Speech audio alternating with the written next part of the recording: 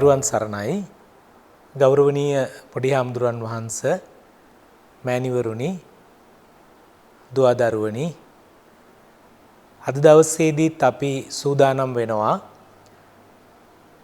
ශ්‍රී ලංකා ප්‍රාචීන භාෂෝපකාර සමාගමත් සමග DP අධ්‍යාපන නාලිකාව ඔබට ඉදිරිපත් කරන ප්‍රාචීන ප්‍රාරම්භ විභාගයට නියමිත නිර්දිෂ්ට ග්‍රන්ථ පළවෙනි ප්‍රශ්න පත්‍රයේ නවකෞසරණීය කියන රසාලිප්ත ග්‍රන්ථයේ එන තවත් එක් සුවිශේෂ කවි පන්තියක් පද්‍ය පන්තියක් විචාරය කරමින් ප්‍රාචීන ප්‍රාරම්භ විභාගයට අවශ්‍ය දැනුමින් රසඥතාවෙන් ඔබ වහන්සේලාව මෑණිවරුන්ව මේ ආදරණීය දුව දරුවන්ව සන්නද්ධ කිරීම සඳහා පෝෂණය කිරීම සඳහා මේ වෙනකොට අපි නවකෞසරණයේ සාකච්ඡා කරමින් ඉන්නේ පොඩි හාමුදුරුවනේ මහගම සේකර සූරීන්ගේ පද්‍ය නිර්මාණ පිළිබඳව. මහගම සේකර සූරීන්ගේ පද්‍ය නිර්මාණ වලින් සුවිශේෂ පද්‍ය කීපයක් නවකෞසරණීය පැදි එකතුවට විමල් දිසානායක සූරීන් එකතු කරලා තියෙනවා. ඒ එකතු කරලා තියෙන මහගම සේකර සූරීන්ගේ නිර්මාණ එකකට එකක් පරයා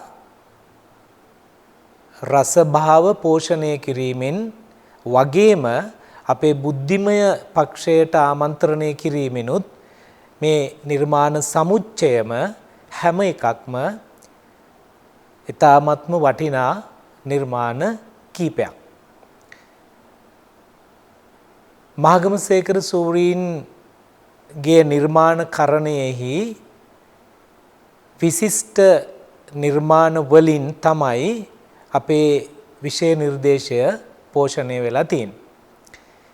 එතකොට අපි අදට નિયમિત අපේ පද්‍ය පන්තිය ਵਿਚාරය කරන්නට රස විඳින්නට එහි තියෙන රස භාව හඳුනා ගන්නට පෙර මහගම සේකර සූරීන් පිළිබඳ හා ඔහු අයිති වන කවි තරංගය අපි දැන් වර්තමානයේදී හඳුන්වන්නේ කාව්‍ය තරංග කියලා.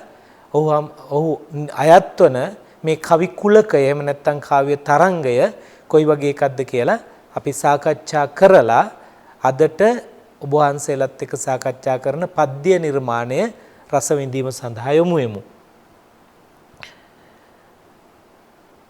මහගම සේකර සූරීන්ගේ ජීවන තොරතුරු මේ විදිහටයි පොඩි හාමුදුරනේ දිගහැරෙන්නේ.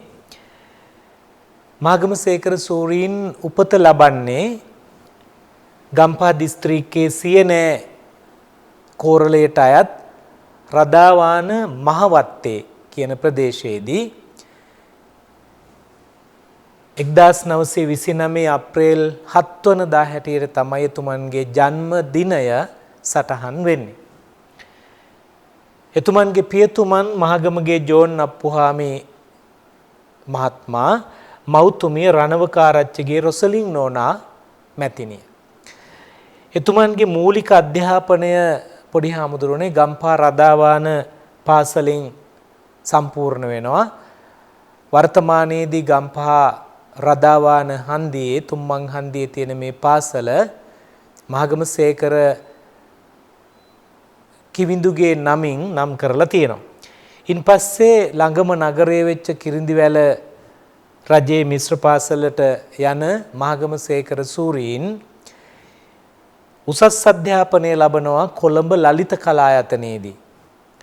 චිත්‍ර කර්ම ශිල්පය පිළිබඳව උපතින්ම ගෙනා තමන් සතුව පැවති කුසලතා දක්ෂතා එතුමන් මුවහත් කරගන්නවා මේ කොළඹ ලලිත කලායතනය තුලදී. ඉන්පස්සේ චිත්‍ර කර්ම ගුරු විභාගයෙන් සමත් වන මහගම සේකරයන් 1950 ජනවාරි මාස 30 වනදා නිට්ටඹුව ගුරු විදුහලේ ආචාර්යවරයෙක් බවට ගුරු විදුහලට ඇතුළත් වෙනවා.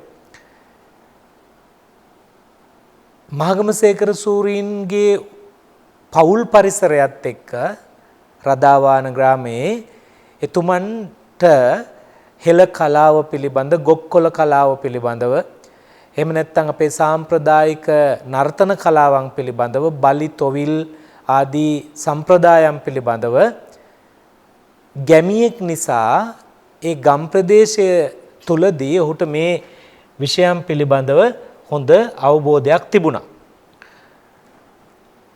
1952 වර්ෂයේ රාජගිරිය හේවා විතාරණ බෞද්ධ මිශ්‍ර පාසලේ ගුරුවරයෙකු වශයෙන් පත්වීම් ලබන මහගමසේකරයන් රාජ්‍ය භාෂා දෙපාර්තමේන්තුවේ භාෂා පරිවර්තකයෙකු ලෙස තමන්ගේ වෘත්තීය ජීවිතය ආරම්භ කරනවා, අලුත් කරනවා. ඉන්පස්සේ ගුවන්විදුලි සංස්ථාවේ වැඩසටහන් සම්පත් දායකයෙකු වශයෙන් එතුමන් තමන්ගේ වෘත්තීය ජීවිතය මුවහත් කරගන්නවා. ඊට පස්සේ රජයේ ලලිත කලායතනයේ ප්‍රධානියා බවට විදුහල්පතිවරයා බවට මහගමසේකර සූරීන් පත් වෙනවා. ඉන්පස්සේ අධ්‍යාපන අමාත්‍යාංශයේ සංස්කෘතික කටයුතු පිළිබඳ අධ්‍යාපන නිලධාරියා බවට පත් වෙනවා. ඊට පස්සේ පොඩි හාමුදුරුවනේ 1969 දී විද්‍යෝදය විශ්වවිද්‍යාලයේ සිංහල උපාධිය ලබා ගන්නවා. ඒකෙම එතුමන්ගේ දක්ෂතා එක්ක తాවකාලික කතිකාචාර්යවරයෙකු බවටත් එතුමන් පත් වෙනවා. ගුරු වෘත්තියේ යෙදලා ඉන්න ගමන්ම මහගමසේකරයන් ලන්ඩන් විශ්වවිද්‍යාලයේ BA උපාධිය ලබා ගැනීමත් සිද්ධ කරනවා. දැන් මේ ඔහු දරූ තනතුරු එතුමන් දරන ලද නිලතල එක්ක සාකච්ඡා කරනකොට අපට පේනවා එතුමන්ගේ දැනුම් පරාසය, එතුමන්ගේ කුසලතා පරාසය හරි පුළුල්. කවියෙක් වශයෙන්, චිත්‍ර ශිල්පියෙක් වශයෙන්, කතිකාචාර්යවරයෙකු වශයෙන් මේ හැම පැත්තක්ම එතුමන් නියෝජනය කරනවා. ඒ විතරක් නෙමෙයි. එතුමන් ඊ타ත්ම විශිෂ්ට කවියෙක්, ගීත රචකයෙක්. එතුමන්ගේ සාහිත්‍ය සේවය ග්‍රන්ථකරණය ආරම්භ වෙන්නේ 1960 දී මුල්ම කාව්‍ය නිර්මාණය කරනවා. ඒ තමයි ව්‍යංගා. මේ ව්‍යංගා කාව්‍ය එතුමන් නිර්මාණය කරන්නේ කේ ජයතිලකයන් සමග එකතු වෙලා. ඒක තමයි එතුමන්ගේ මුල්ම කාව්‍ය ග්‍රන්ථය හැටියට පවතින්නේ. ඉන්පස්සේ එතුමන් අතින් නිර්මාණය වෙනවා මෙන්න මේ කාව්‍ය නිර්මාණ සක්වාලිහිණි. ඉන්පස්සේ 1962 වර්ෂයේදී හෙට ඉරක් පායයි 1963 වර්ෂයේදී මක්නිසාදයත් 1964 දී එතුමන් අතින් සාහිත්‍ය ලෝකයට දායාද වෙනවා, නිර්මාණය වෙනවා. 1967 වර්ෂයේදී රාජතිලක ලයනල් සහ ප්‍රියන්ත කියන කාව්‍ය සංග්‍රහය නිර්මාණය වෙනවා. 1967 බෝඩිම එතුමන්ගේ තාමත්ම ප්‍රසිද්ධ කාව්‍ය ග්‍රන්ථයක්. මේවා වගේම බෝඩිම නිර්මාණය වෙනවා. ඉන්පස්සේ 1970 දී මහගමසේකරයන්ගේ නොමියෙමි කාව්‍ය සංග්‍රහය පළ වෙනවා. මේ එකකට එකක් නිර්මාණ, මේ කෘතිවල අන්තර්ගත නිර්මාණ, මේ නිර්මාණයේ අගය වැඩි, මේ නිර්මාණයේ අගය අඩුයි කියලා අපට තුලාවක දාලා කතා කරන්න පුළුවන් කමක් නැති තරමට කාව්‍යමය ජීව ගුණය මහගමසේකරය මේ නිර්මාණවල අන්තර්ගත වෙනවා. ප්‍රබුද්ධ 1977 දී පළ වෙන්නේ කෘතියක් හැටියට. ප්‍රබුද්ධ කියන මේ ග්‍රන්ථය තමයි මහගමසේකරයන්ගේ නිර්මාණවල කූට ප්‍රාප්තිය. ඒ නිර්මාණ සියල්ල ඉහළින් තැබිය හැකි නිර්මාණය තමයි ප්‍රබුද්ධ කාව්‍ය. ප්‍රබුද්ධ කාව්‍ය. මහගමසේකරයන්ගේ පරිණත කවිත්වයේහි අග්‍රඵලය ප්‍රබුද්ධ කාව්‍යයි. පරේෂණකාමී නිර්මාණාත්මක බුද්ධියේත් සියුම් වින්දන ශක්තියේත් සහජයෙන් ලද භාෂාධිපත්‍යයේත් සුසංයෝගය මෙම කෘතියෙන් පිළිබිඹු වෙනවා. ගත්වහර, ගැමිවහර, පුරවහර එක් වී සකස් වුණු සුන්දර භාෂා ප්‍රවාහයක් මතු යෙහි විචිත්‍ර වින්දන ප්‍රවාහයක් ඔස්සේ කවියා අප කැඳවාගෙන යන්නේ අපට හොරා අපගේ නැනස පාදාලමින්. අපිට හොරා අපේ නැනසට ආමන්ත්‍රණය කරමින්, භාවයන්ට ආමන්ත්‍රණය කරමින් ප්‍රබුද්ධ ගලාගෙන යනවා. සහෘදයාට දැනෙන්නෙත් නැති තරමට. කවියන්ගේ පිය පහස අනවරතයෙන් ලද යුතු මාර්ගයේද මෙයම වන්නේය. අංකුර කවීන් හෙළ කවි කලාව සුපෝෂණය කරන්න අලුතින් එක්වෙන පරම්පරාව තමන්ගේ අත්පොත වගේ භාවිත කළ කෘතියක් තමයි අපි ප්‍රබුද්ධ කියලා කියන්නේ. ඉන් පස්සේ නවකතා එතුමන් නිර්මාණය කරන්නේ නවකතා දෙකයි. එතුමන්ගේ කෙටි කාලීන සාහිත්‍ය ජීවිතයේ එතුමන් තුම්මං හන්දිය ස්වතන්ත්‍ර නිර්මාණයක් හැටියට ඉදිරිපත් කරනවා. ඉන් පස්සේ එතුමන්ගේ මනෝ මන්දිර පරිවර්තිත කෘතියක් හැටියට ඉදිරිපත් වෙනවා. එතකොට එතනින් ඒ අතරින් මේ තුම්මං හන්දිය අපට වැදගත් වෙනවා. හේතුව තුම්මං හන්දිය පසු කාලේ චිත්‍රපටයක් බවට පත් වෙනවා එතුමන්ගේ අතින් නිර්මාණය වෙන චිත්‍රපටයක් හැටියට. ඒ චිත්‍රපටය එතුමන් නිර්මාණය කරන්න එකම එක චිත්‍රපටයයි. හැබැයි ඒ චිත්‍රපටය නූතනය දක්වාම වර්තමානය දක්වාම කතා බහට ලක් වෙනවා. කාලයේ වැලිතලාවෙන් යට නොවුණු නිර්මාණයක් බවට එතුමන් තමන්ගේ එකම සහ කුළුඳුල් චිත්‍රපටිය පත් කරගන්නවා. එයම ඇති අපට මහගමසේකර සූරීන්ට සිනමා කරණය පිළිබඳ තිබුණු අවබෝධය සහ ප්‍රතිභාව කොච්චරද කියලා හඳුනා ගන්න. තව බොහෝ කල් දිවි ගෙවා තව චිත්‍රපටි කරා නම් ඒ පරිණතකම ඒ හුරුව සතතාභ්‍යාසයක් බවට පත් වෙලා කොච්චර හොඳ නිර්මාණ බිහි වෙන්නට තිබුණාද. එතුමන්ගේ කෙටි කතා මන්තනන්නෝ පීතර පුතාට කාර් එකක් නාට්‍ය කෘති සද්දන්ත සහ තවත් නාට්‍ය 1961 මුදුපුත්තු ගුණසේන ගලප්පත්ති සූරීන් සමග 1964 හංස ගීතේ සහ වෙනත් නිර්මාණ 1985 එළි දකින්න. එතුමන් ගීත රචකයෙකු හැටියට තබා තිබෙන සටහන සිංහල ගීත වංශයෙහි අතිවිශිෂ්ටයි. සරසවි චිත්‍රපටි සම්මාන උළෙලේ හොඳම ගීපද රචනය 1966 වර්ෂයේ එතුමන්ට හම්බ වෙනවා සාරවිට චිත්‍රපටියට මේ සිංහල අපගේ රටයි කියන ගීතයට. අදත් දේශවාත්සල්‍ය දේශාභිමානය හඟවන්නට අවැසි වේදිකාවක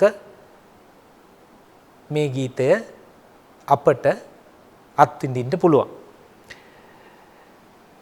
1968 අවුරුද්දේ සත්සමුදුරු චිත්‍රපටියට එතුමන් ඉතාම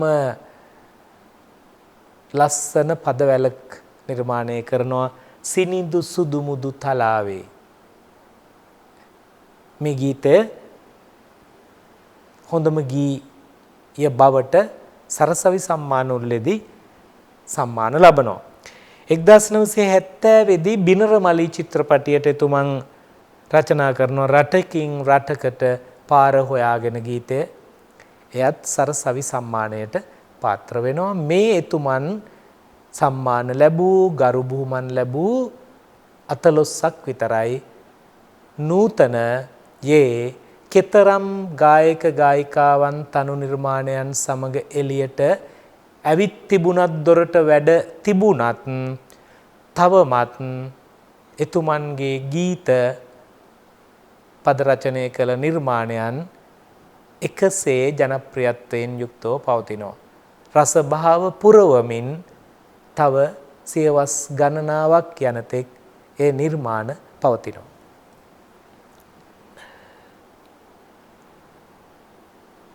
අන්න එවැනි නිර්මාණකරුවෙකු අතින්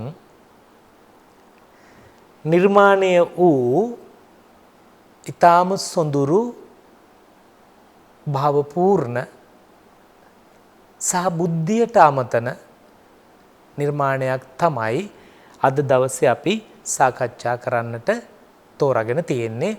ඔබේ විෂය නිර්දේශයට නියමිතව පවතින මේ නිර්මාණය නම් කෙරෙන්නේ ගම අමතකයි. හැමදාම වගේ අපි ගායනා කරමු. මාත් එක්ක මන් දන්නවා ඔබ වහන්සේලා මේ මෑණිවරු දුවදරුවෝ මේවා ගායනා කරනවා. කවි ලියුනේ ගැයුමටත් සමගයි. ඒ නිසා ගැයුම අංක 1. ගැයුවට පස්සේ තමයි කවියා අදහස් කළ දේ ඔහුගේ සහෘදයකු බවට පත් වෙන්න අපට පුළුවන්කම ලැබෙන්නේ. සිතාදියට එන්නට මට බුද්ධිය නුඹ තමයි එදා පාර කියා දුන්නේ. ගමෙන් උරුම වූ වස්තුව පොදියක් බැඳ කර තියාන උඹේ බහට රැවටිලයි සිතාදියට මං ආවේ. ඒන කොටගෙන ආදය වියපැහැදම් කළා මිසක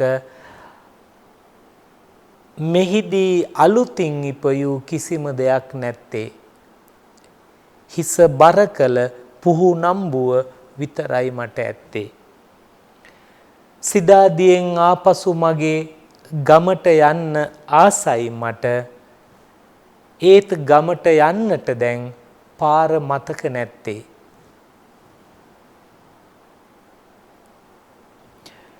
ඉතිරිව ඇති සුළු වස්තුව පොදියක් බැඳ කර තියාන රැකගෙන ආපසු වෙන්නට ඈත ඉඳන් අතවනලා අම්මේ මට ගමට එන්න පාර කියා පන්නේ. බෝ මළුවේ සුදු වැල්ලේ බෝධිය ළඟ දන ගහලා නිවන් ලබා හිත නිවන්න අම්මේ මට ගමට එන්න පාර කියා පන්නේ.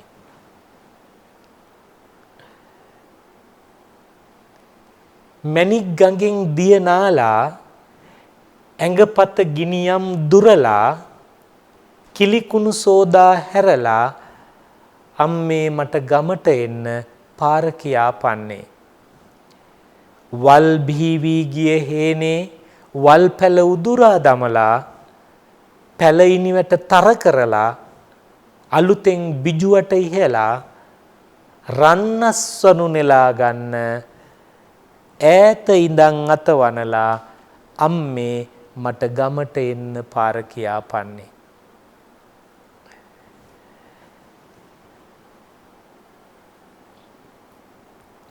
හරි පැහැදිලි. හඳුනා ගන්න ලේසි. කවියා මොකද්ද කියන්නේ කියන පණිවිඩය දුෂ්කරතාවයකින් තොරව සහෘද මනසට ඉක්මනට කාවදින ගතියක් තියෙනවා.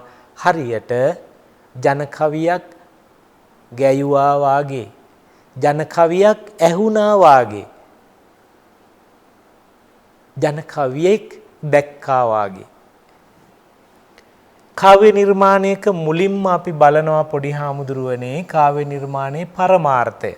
කවි පන්තියක් ගීතයක් රස විඳිනකොට පළමු කටයුත්ත බවට පත් වෙනවා එහි පරමාර්ථය. හඳුනා ගන්නට ඕන පළමුවෙන්ම බුද්ධිය හේතු කොටගෙන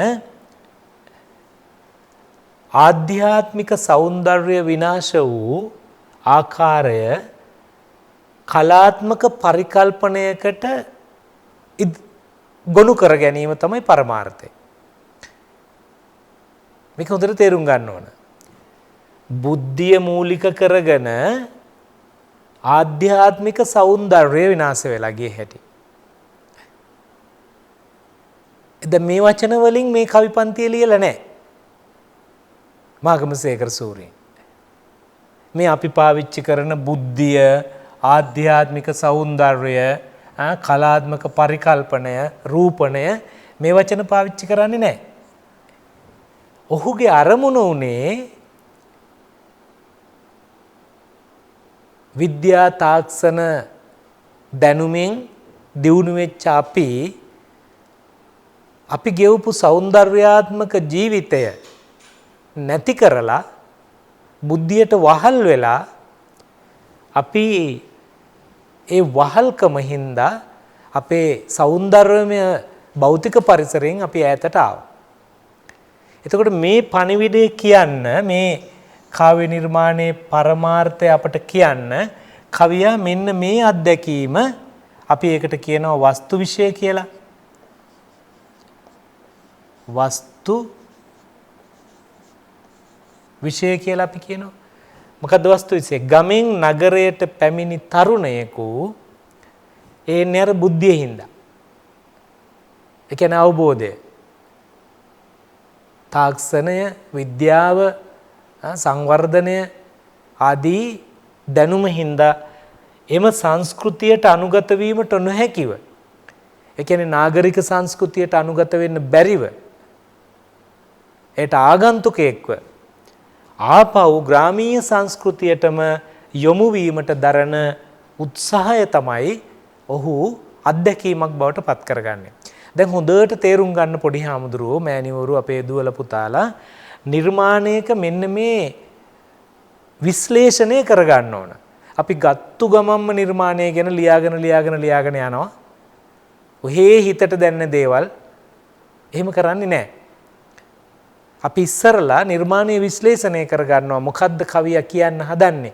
අපට දෙන්න හදන පණිවිඩය, අපට කියන්න හදන දේ මොකද්ද කියලා හඳුනාගත්තාම ඊළඟට යනවා ඒ කියන්න හදන දෙයට ඔහු පාවිච්චි කරන වස්තු විශේෂවත් අත්දැකීම.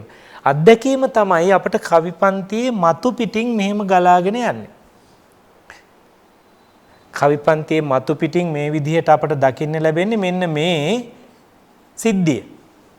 මේ සිද්ධිය පාදක කරගෙන කවියා අපට කියන්න හදන දේ තමයි බුද්ධිය විසින්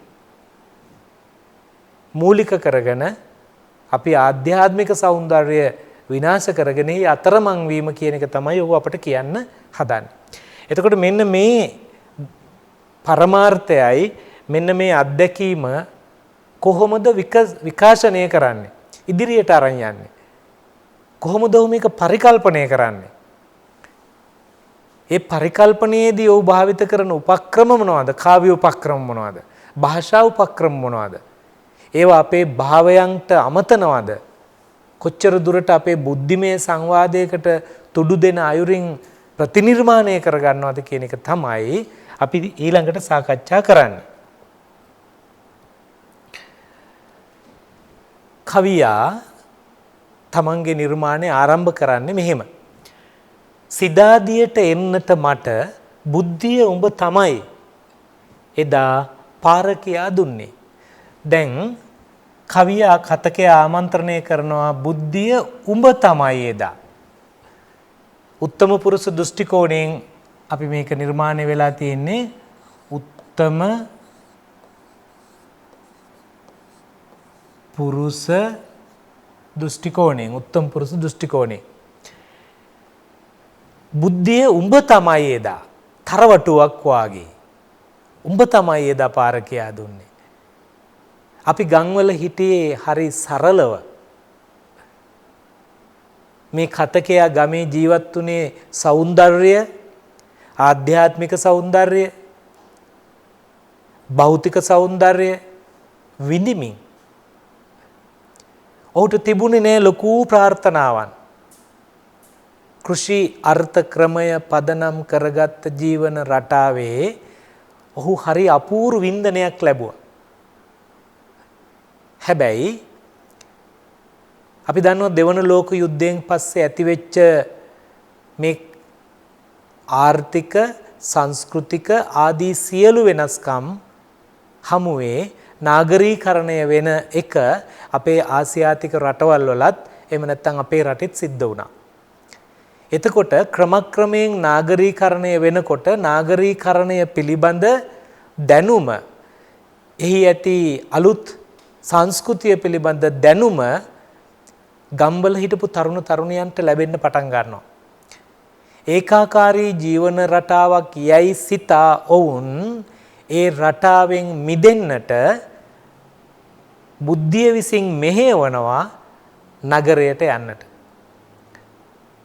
ඔවුන්ට ඒ නගරයෙහි ලොකු ප්‍රභාවක් ප්‍රබෝධයක් ගමට වඩා උසස්කමක් පෙන්නනවා. හැබැයි කවියා හරි ලස්සනට ඒ සඳහා වචනයක් පාවිච්චි කරනවා සිදාදිය කියලා. මේ සිදාදිය කියන වචනය අරුත් ගොඩාක් අපට දනවන වචනයක්.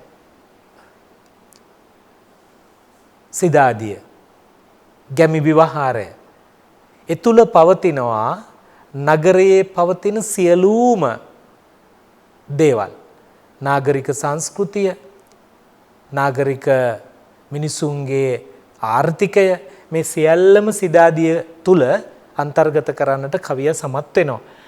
ගමින් උරුම වූ වස්තුව පොදියක් බැඳ කර තියාන උඹේ බහට රැවටිලයි සිදාදියට මං ආවේ. ස්ථාන දෙකකති උඹේ මේ උඹේ බහට රැවටිලයි කියන යෙදුමත් බුද්ධිය උඹ තමයි එදා පාර කියා දුන්නේ කියන යෙදුමත් යම් ආකාරයක මේ ග්‍රාමීය තරුණයා කරන තරවටුවක් වාගේ. මට මේ తত্ত্বය මේ මොහොත මේ අවදිය උදා වුණේ නුඹ නිසා තමයි කියන චෝදනා මුඛයෙන් තමයි ඔහු ආමන්ත්‍රණය කරන්නේ. ඔහු කියනවා රැවටිලා යාවේ. දැන් අපේ පොඩි හාමුදුරුවෝ හොඳට තේරුම් ගන්න ඕන කවියක් ඇතුලේ තියෙන දේවල්. මේ කොටසේ තියෙනවා ගමක්. මේ කොටසේ තියෙනවා නගරයක්. ඒ කියන්නේ සිදාදිය. මේ කොටසේ තියෙනවා වචනයක් බුද්ධිය. මේවා සංකේත පොඩි හාමුදුරුවනේ. මේවා අපූර්ව සංකේත. ගම අව්‍යාජත්තේ අහිංසකත්තේ සුන්දරත්තේ සංකේතේ. නගරය නවීන විද්‍යා තාක්ෂණික ඥානයෙන් ඔද්දල්ලු නාගරික සමාජයේ නිස්සාර පුරුෂාර්ථවල සංකේතේ. බුද්ධිය සංකේතවත් කරනවා නවීන විද්‍යා හා තාක්ෂණික ඥානයෙන් පුද්ගල මනසට කෙරෙන බලපෑම හා එයින් නිර්මිත භෞතික සැප සම්පත් තමයි බුද්ධියෙන් කියන වචනයෙන් සංකේතවත් කරන්නේ. එතකොට බුද්ධිය විසින් ආරාධිත වූ ගම නගරයට කේන්ද්‍ර වෙනවා, දෝලණය වෙනවා, ගමන් කරනවා. ඒතර තව විදිහකට කිව්වොත් නවීන විද්‍යා තාක්ෂණික ඥානයෙන් පුද්ගල මනසට කෙරෙන බලපෑම් හා එයින් නිර්මිත භෞතික සැප සම්පත් වලින් ආරාධිත වූ අව්‍යාජත්තේ අහිංසකත්තේ සුන්දරත්වය මොකද වෙන්නේ? නවීන විද්‍යා හා තාක්ෂණික ඥානයෙන් ඔද්දල් වූ නාගරික සමාජයේ නිස්සාර පුරුෂාර්ථ වලින් මොකද වෙන්නේ? වහ ගන්නවා, ගිල ගන්නවා කියන එකයි මේ පළවෙනි කොටසෙන් අපට කවිය කියන්නේ. බලන්නකෝ.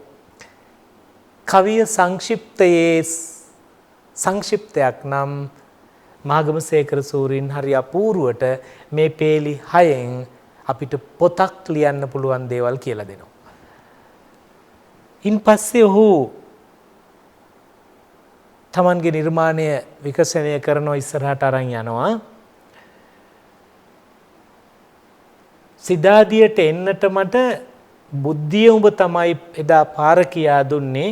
ගමෙන් උරුම වූ වස්තුව පොදියක් බැඳ කර තියාන උඹේ බහට රැවටිලයි සිද්ධාදියට මං ආවේ.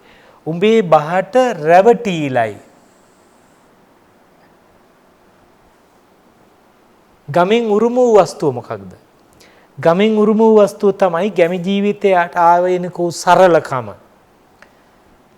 චාම් බව, දයාව, අනුකම්පාව, නිර්හංකාරකම, සහෝදරත්වය, ආගමික භක්තිය, මේ සියල්ල තමයි මේ ගමෙන් උරුම වූ වස්තුව. ඒ ඔක්කොම අරන් ආවේ කුඩා කාලේ ඉඳලා එකතු කරගත්තු දේවල්. හැබැයි දැන් මේ ගමෙන් උරුම වූ වස්තුව එහෙම නැත්නම් මෙන්න මේ ಗುಣ සමුච්චයට මේ සියල්ලට මොකද උනේ? මේ සියල්ල අරගෙන ආපු තරුණයා ඒ එනකොට දැන් අර පොදියක් බැඳ කර තියාගෙන උඹේ බුද්ධියේ බහට රැවටිලා ආපු මේ තරුණයා ඒ එනකොට ගෙන ආදය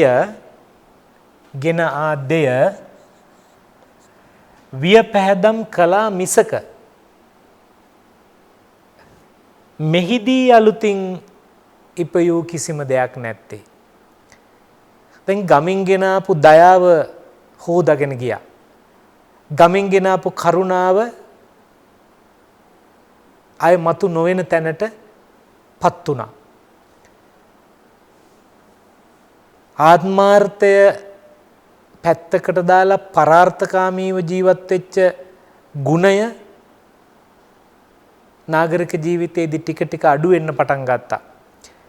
මම විතරක් කියන මමත්වයෙන් මමංකාරයෙන් ජීවිතය පිරෙන්න පටන් ගත්තා.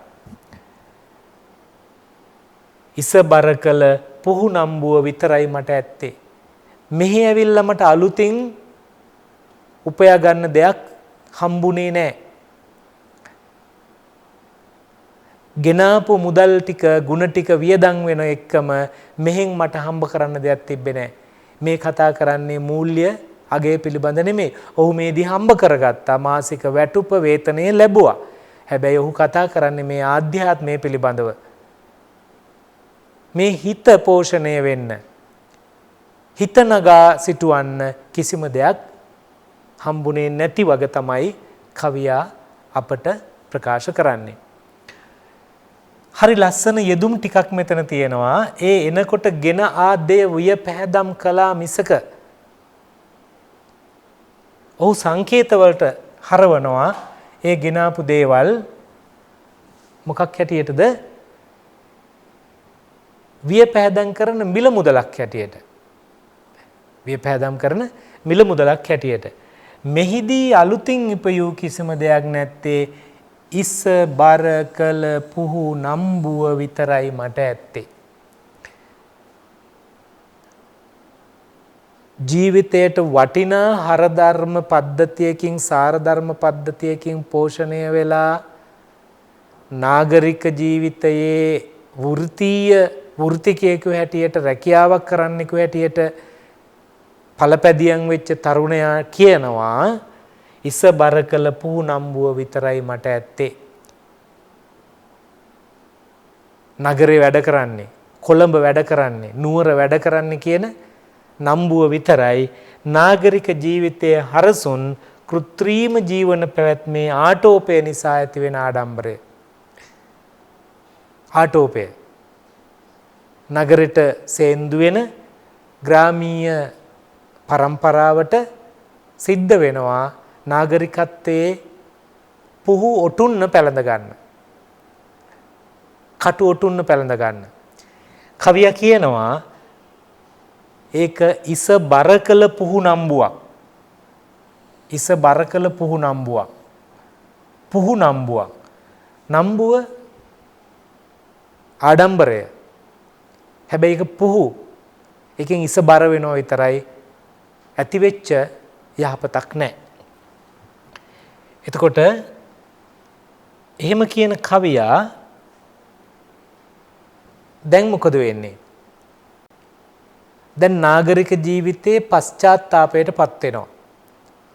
ගත්තු තීන්දුව වැරදිය කියා තේරෙන්න ගන්නවා. අරතරන් වටිනා හර ධර්ම ගොඩකින් සරල ජීවිතයකින් විතැන් වෙලා බුද්ධියට වහල් වෙලා නාගරික ජීවිතයට පැමිණීම ඔහුට හොඳක් වෙලා නැහැ. ඒ බව ඔහු කීප වතාවක් ප්‍රකාශ කළා. හිස බර කළ පුහු නම්බුව විතරයි මට ඇත්තේ. උඹේ බහට රැවටිලයි සිදාදියට මං ආවේ. බුද්ධිය උඹ තමයි එදා පාර කියා දුන්නේ. වැනි යෙදුම් වලින් ඔහු තමන් පත් වෙලා තියෙන අසරණකම අපට ප්‍රකාශ කළා. ඒ ප්‍රකාශ කරලා ඔහුට දැන් තියෙන ගැටලුව මොකද්ද? ඔහුට දැන් තියෙන ගැටලුව තමයි සිදාදියෙන් ආපසු මගේ ගමට යන්න ආසයි මට. ඒත් ගමට යන්නට දැන් පාර මතක නැත්තේ. දැන් ඔහු අපට ප්‍රකාශ කරන්නේ පාර මතක නැහැ කියලා. ඔහුට බස් එක නැගලා හරි පයින් හරි වෙන යම් ප්‍රවාහන මාධ්‍යයක් හරි පාවිච්චි කරලා ගමට යන භෞතික පාර මතක නැහැ කියන එක නෙවෙයි. තේරුණාද පොඩි හාමුදුරනේ? ඔහුට ගමට යන්න පාර මතක නැහැ කියන්නේ බස් එකේ නැගලා බහින තැන දන්නේ නැහැ කියන එක නෙමෙයි. ඔහු අපට ඊට වඩා දෙයක් කියනවා. මම දැන් අතරමං වෙලා. මගේ හිත අතරමං වෙලා. මම දැන් ගමත් නගරයත් අතර අතරමැදියෙකු බවට පත් වෙලා. ගම නගරය අතර අතරමැදියෙකු වෙලා.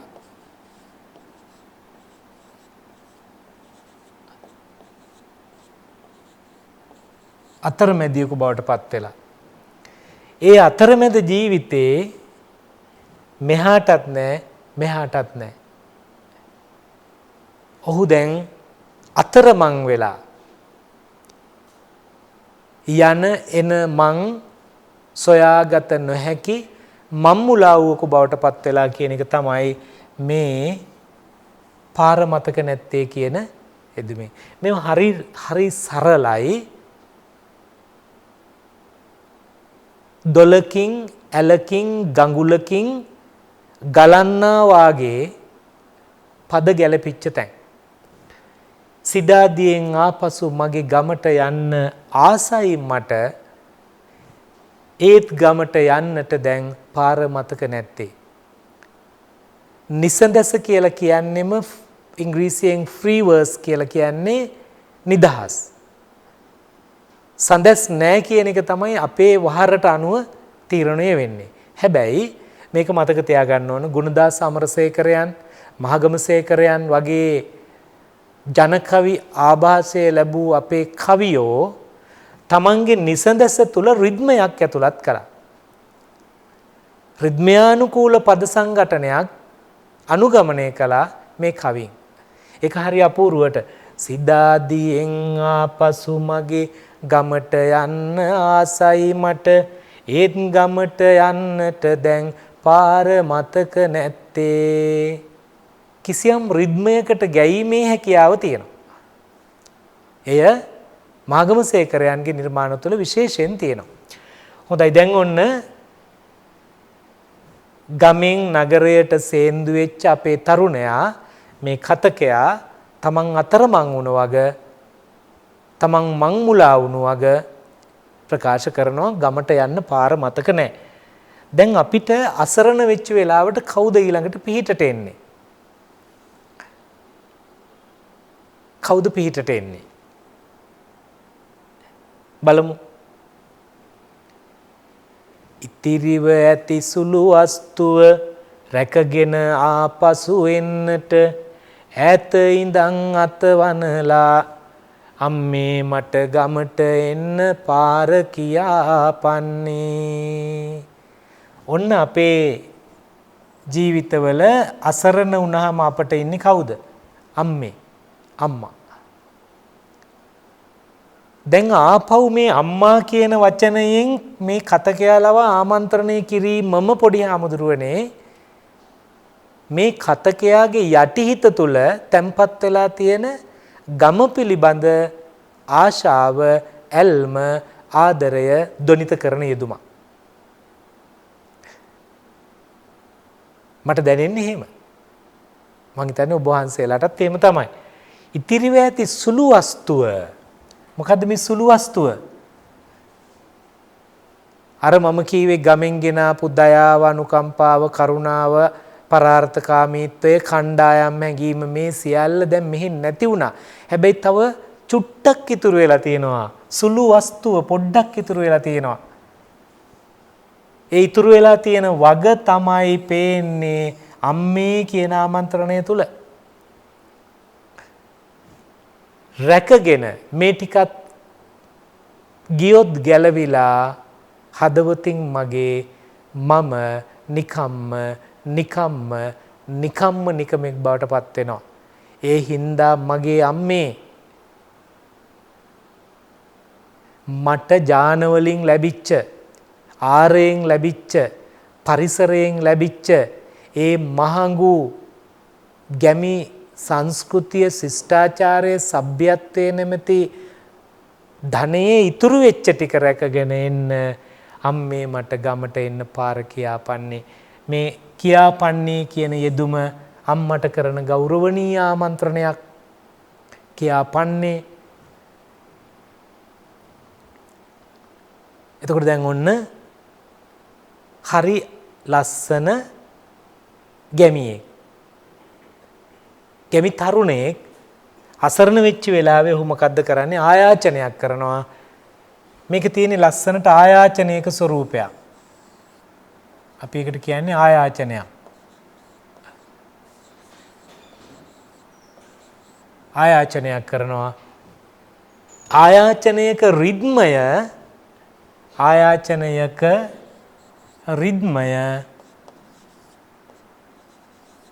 මේ නිර්මාණය තුල තියෙනවා.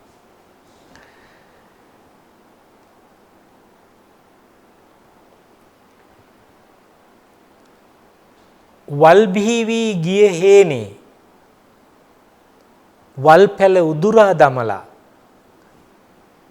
වල් බිහිවි ගිය හේනේ වල් පැල උදුරා දමලා පැලයිනි වැට තර කරලා අලුතෙන් බිජු වට ඉහලා රන්නස්වනු නෙලා ගන්න ඈත ඉඳන් අතවනලා අම්මේ මට ගමට එන්න පාර කියාපන්නේ. වල් බිහිවි ගිය හේනේ වල් පැල උදුරා දමලා.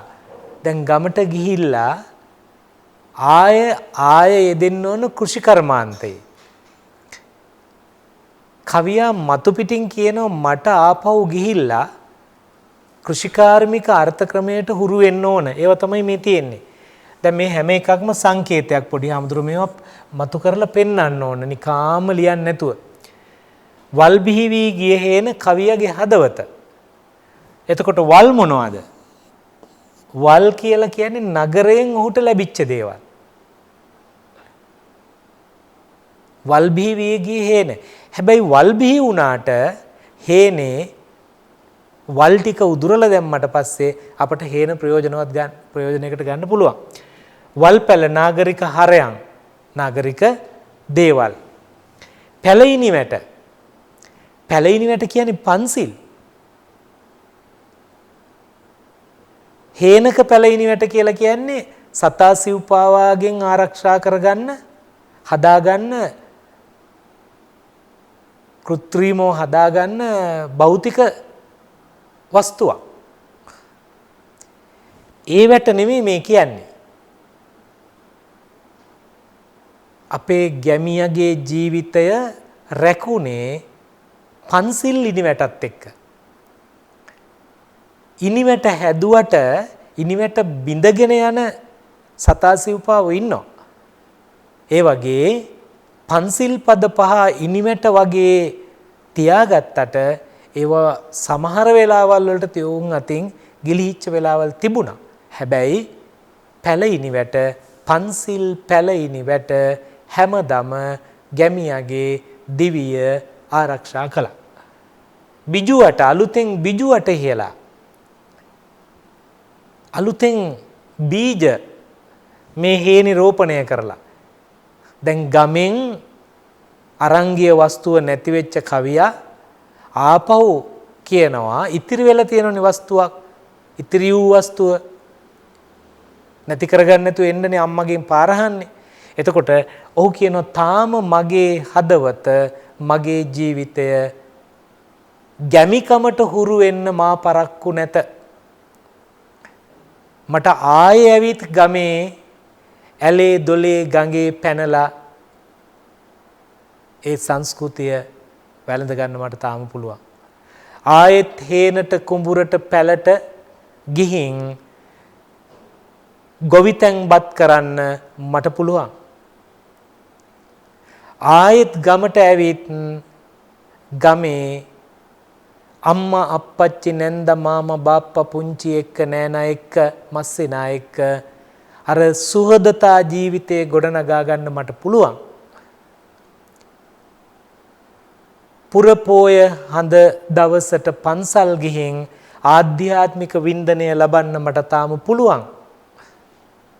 කවි ආයාචනා කරන්නේ මෙන්න මේ ටික මට කරන්න ආය අවස්ථාව හදලා දෙන්න. ඒ ඉල්ලන්නෙම හැම වෙලේම අම්මේ මට ගමට එන්න පාර කියා පන්නේ අම්මගෙන්මයි. එතනත් විශේෂයක් තියෙනවා.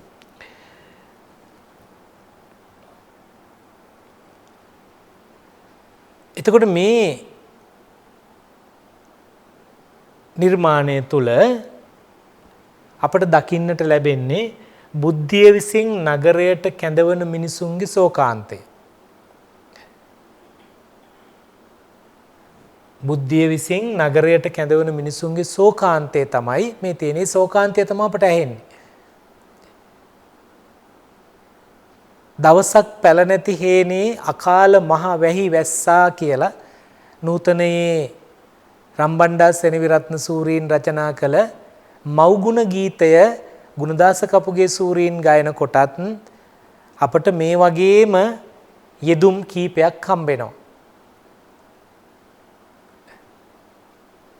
නගරයට ඇවිල්ලා ඒ නාගරික ජීවිතයෙන් තමන්ගේ දිවියට ඇතිවෙච්ච තත්ත්වයෙන් මිදෙන්න ඔහු ආපහු ආමන්ත්‍රණය කරනවා ගීතේත් අම්මට.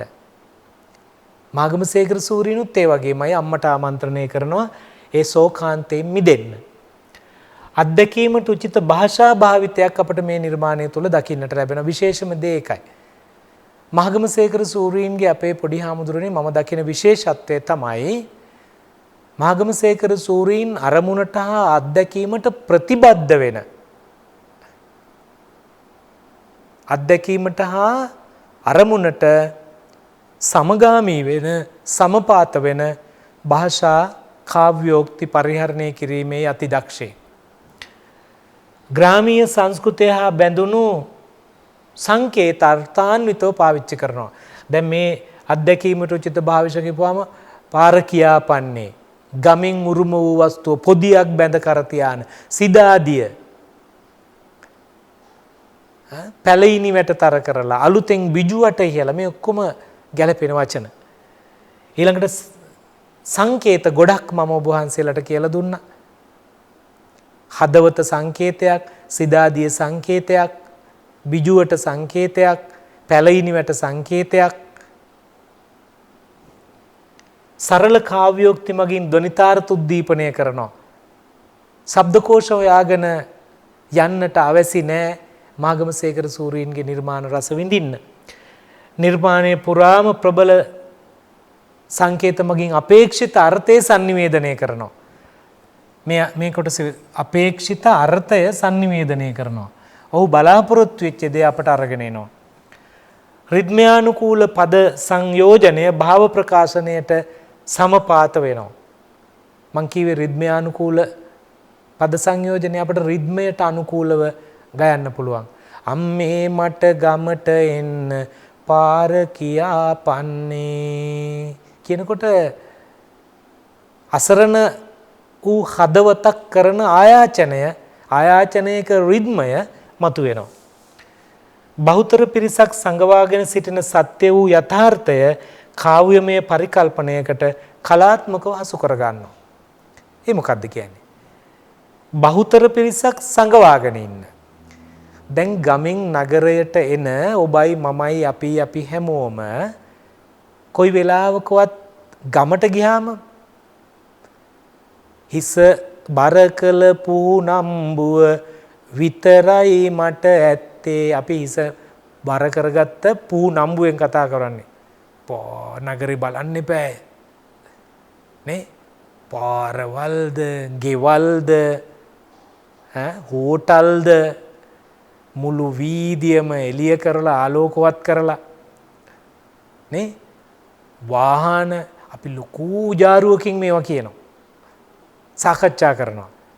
ඒතර මේකත් මතක තියාගන්න ඕන අපි මේ නිර්මාණයේ රස විඳින්නේ මේ සියවසේ ඉඳගෙන නෙමෙයි. අපි යන්න ඕන මේ නිර්මාණයේ කාලවකවානුවට. අදටත් අදාළයි. එතකොට අපි ඒ යථාර්ථය හංගනවා. මෙහි විඳින දුක් හංගනවා. මේ විඳින පීඩා ප්‍රකාශ කරන්නේ නැහැ. තුන් වේල හරියට කන්න නැති එක අපි කියන්නේ නැහැ. හරියට ඔක්සිජන් ටිකක් ගන්න නැති එක අපි කියන්නේ නැහැ. සති දෙක තුනකට සැරයක් ශ්වසන පද්ධති ආබාධවලට බෙහෙත් ගන්න එක අපි කියන්නේ නැහැ. හැන්දෑවට හවස් වෙනකොට යාළුවෙක් යෙහෙලියක් එක්ක මිතුරියක් එක්ක සුවද කතා බහක යෙදিলা ජීවිතේ වින්දනමය පැත්තට තියෙන අවකාශ අඩු බව අපි කියන්නේ නැහැ.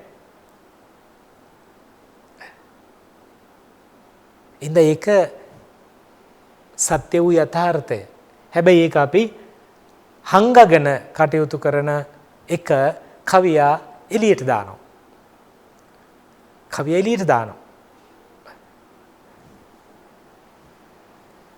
කාව්‍යමය පරිකල්පනය. දැන් මේක වාර්තාවක් හැටියට කියන්නත් පුළුවන්. කොහොමද?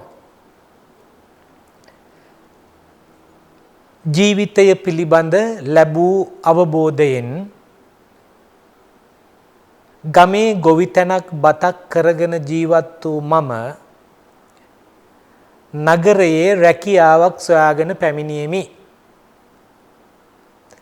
ටික කලකට පසුව නාගරික ජීවිතයට හුරු වෙන මම මගේ ජීවිතයේ ගමෙන් සොයා සපයාගත් මගේ ගුණාංග එකින් එක වැළලී යන බව හඳුනා ගතිමි. නාගරික ජීවිතයේදී ලබන දේ හා ග්‍රාමීය ජීවිතයේදී ලැබූ දේ සංසන්දනාත්මකව විමසන විට මට හැඟී ගියේ මට පෙනී ගියේ ගමෙන් ලැබූ දෙය විනාශ වීම පමණි. නගරයෙන් මගේ දිවියට එකතු කරගත් වටිනා යමක් නැති බව මට වැටහි ගියේය. තවදුරටත් නගරයේ වාසය කිරීමෙන් මගේ ජීවිතය විනාශ වෙනු නොදැකිය යුතු නිසා මට ආපසු ගමට යන්නට අවශ්‍ය වේ. එහෙත් මට ගමට යන්නට යම් මදිකමක් බැරිකමක් මුහුණ දීමට ජුගුප්සාවක් මගේ සිත තුන නලියයි. එනිසා දුර්වල අධ්‍යාත්මයක් ඇති මට ආපසු ගමට ගොස් ගමේ ජීවිතයට හුරු වෙන්න, ගමේ ජීවිතයට සමග ගොඩනගෙන්නට අම්මේ මට ආධ්‍යාත්මික ශක්තිය ලබා දෙනු මැනවි. ඕකනේ ලිය කියවිල්ල. අම්මට ලියුමක් කියවුවා නම් ওই විදිහට ලියන්නේ. ටිකක් බරට ලියනකොට. සරලව ලියුවා නම් මෙයා ලියන්නේ කොහමද? අම්මේ මට දැන් නගරේ ඉඳලා ඇති වෙලා. මට තව දුරටත් මේ නගරයට වෙලා ජීවත් වෙන්න බෑ. මෙහෙම හිටියොත් මම මැරිලා යයි.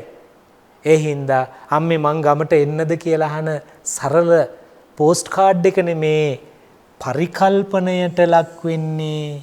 ඔන්න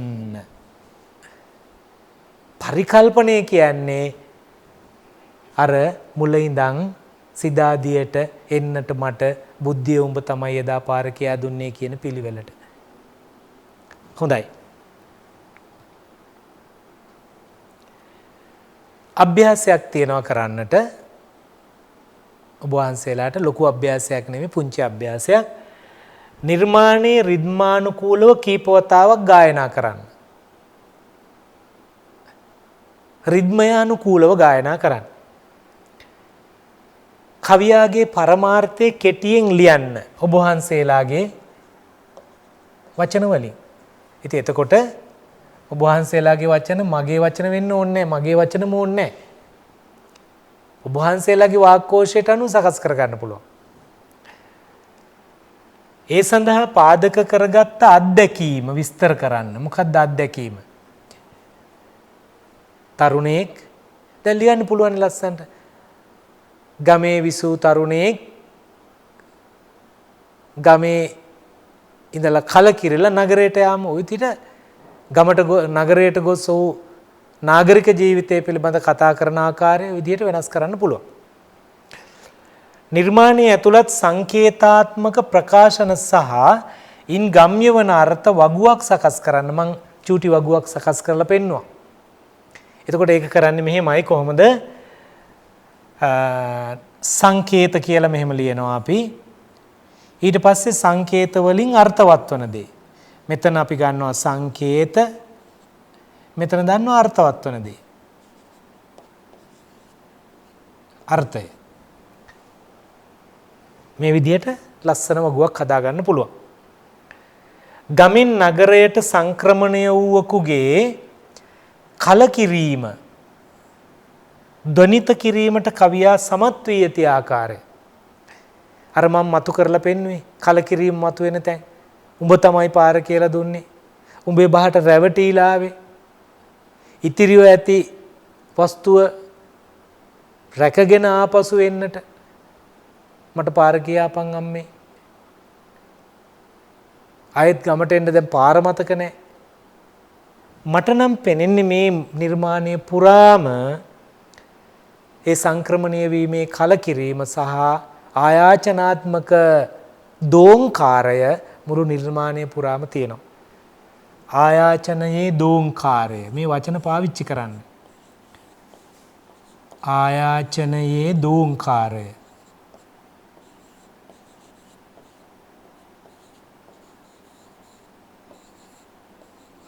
ආයාචනයේ දෝංකාරය දිගටම අපට ඇහෙනවා මට ඇහෙනවා. ඔබ වහන්සේලාටත් එහෙමයි. හොඳයි. දැන් ඔන්න මාගමසේකරයන් ග්‍රාමීය පරිසරයෙන් නාගරීකරණයට පැමිණිච්ච තරුණයෙකුගේ සිතුවිලිවල චිත්‍රයක් අපට ඇඳලා පෙන්වනවා. අපි ඒක රස වින්දා ඔබ වහන්සේලාට කරන්න වැඩක් දුන්නා. ඉතින් දැන් අපි අද දවසේ පාඩම මේ විදිහට නිමාවට පත් කරන වෙලාව. මං හිතනවා මාගමසේකර සූරීන්ගේ ගම අමතකයි කියන පද්‍ය නිර්මාණය උපරිම වින්දනයක් ඔබ වහන්සේලා ලබන්න ඇති කියලා මම කල්පනා කරනවා. එහෙමනම් පොඩි හාමුදුරුවනේ මෑණිවරුනි ආදරණීය දුවේ පුතේ ප්‍රාචීන ප්‍රාරම්භ විභාගයේ නිර්දිෂ්ට ග්‍රන්ථ එහෙම නැත්නම් පළවෙනි ප්‍රශ්න පත්‍රයේ නවකෞසරණියට අදාළ මහගමසේකරයන්ගේ තවත් වටිනා නිර්මාණයක රසවින්දනයත් සමග අද දවසේ පාඩමෙන් ඔබ වහන්සේලාගෙන් මා සමුගන්නටයි සූදානම් වන්නේ. තවත් මෙවැනිම නිර්මාණයක් කින් ඊළඟ පාඩමේදී ඔබ වහන්සේලාව මෑණිවරුන්ව අපේ දරුවන්ව හමුවන බලාපොරොත්තු වෙයි. එතෙක් ඔබ වහන්සේලා සියලු දෙනාටම හැමෝටම තෙරුවන් සරණයි. සප්පදානං ධම්මදානං ජිනාති. සියලු දානයන්ට වඩා ධර්ම දානය උතුම් වන්නේය යන උතුම් බුදු වදන පසක් කරමින් ප්‍රාචීන අධ්‍යාපනය ලබන සුවහසක් හාමුදුරුවන් වහන්සේලාගේ මෙහෙණින් වහන්සේලාගේ සහ දුවා දරුවන්ගේ දහම් ඇස විවර කරමින් සම්බුද්ධ ශාසනයේ චිරස්ථිතිය උදෙසා ධම්මික ෆ්‍රසිලා පෙරේරා පදනම මගින් සිදු කෙරෙන මහංගු සමාජ සත්කාරයයි ඩීපී ප්‍රාචීන අධ්‍යාපනය